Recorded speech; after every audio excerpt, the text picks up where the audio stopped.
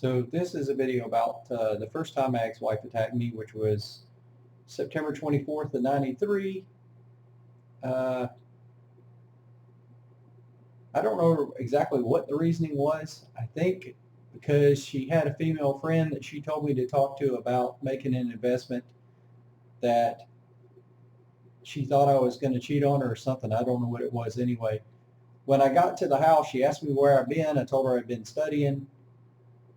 She said, "You liar," started punching me in the chest, slapped me in the face, and her mother saw this and didn't know what was wrong and tried to calm her down, and I started to head towards my car. Her father came out from behind the house. He was doing something there and asked her what was wrong, and I think she yelled something at him. She took some stuff out of my car, which was a Imagineering tape I had from the library, and threw it in the road. It got ran over. She asked her mother if she needed to call the police and said yes. And the police came, took a statement, and basically the guy, I think his name was Daniel Morgan. He's a captain now with the Spartanburg County Police Department. And he told me he needed to stay away from her. I don't know why they didn't arrest her then, but they didn't. Detective Mark Finley, that worked with my brother, that's a prosecutor, mentioned something about having her arrested and ended up not. And I paid for the tape. I think 6 weeks later, she said, "I'm sorry this happened. It'll never happen again. I'm sorry I was upset." I didn't know at that point that she had been raped by a guy named Jeffrey Sims Gray at 12 years old because her father had abandoned her and her mother and went out of state for 2 months and left them with no food and no money and no way to get any food. And she hadn't eaten in 4 days. So she has amygdala brain damage. It's called rape-related post-traumatic stress disorder. Her name is Lisa Atkins Garner, Garner, was at 134 West Forest Drive, Spartanburg, South Carolina, 29301, and is married to her new pedophile, AtLie Ashby Garner. He goes by Lee, and they have 3 hellspawn. As far as I know, they live at that, are still living at that house. She ended up dragging me to court 78 times, accused me of, I was prosecuted, I think, for the 6 crimes that she actually committed after she was having an affair with this guy, drunk. I ended up being terminated from Federal Express over the charges.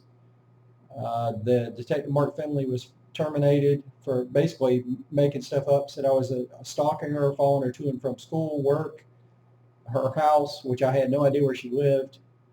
She accused me of spinning out in her driveway, following her home, playing loud rap music, which I don't listen to rap music. I've never listened to any loud music of any kind.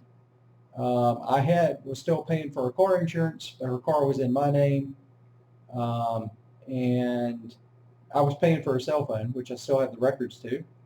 When I was supposedly doing all this, her unlisted number when she was living in a different city on a street that I had no idea. She could have been dead for months before all this kind of stuff happened. And so I have this written up on a blog, victimarrested.blogspot.com. I'm probably going to put a couple more books together about it. The first one I wrote is dopsychology.blogspot.com. If you want to go to my website, I put together to try to kind of work through what happened. It took me about 9 months to figure out what had actually happened that night. I ended up hiring a forensic psychologist, a forensic pathologist, and as far as I know, every law that they've accused me of violating has been changed in every country on the planet. And my brother is the longest serving prosecutor in the history of the world at this point. I think he told me 1,200 guys in the same situation that didn't have the evidence that I came up with.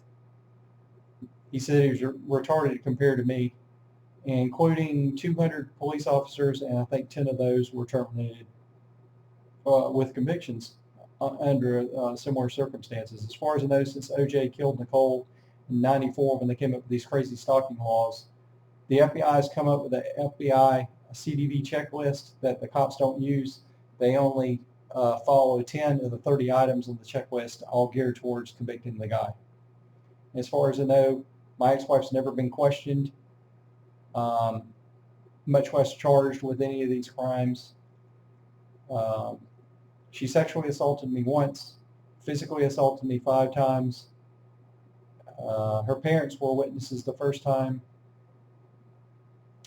I don't really know much more to say than that. I had one blog, which is the reason I'm making this video, called GarnerRape.blogspot.com that Google took down after several years.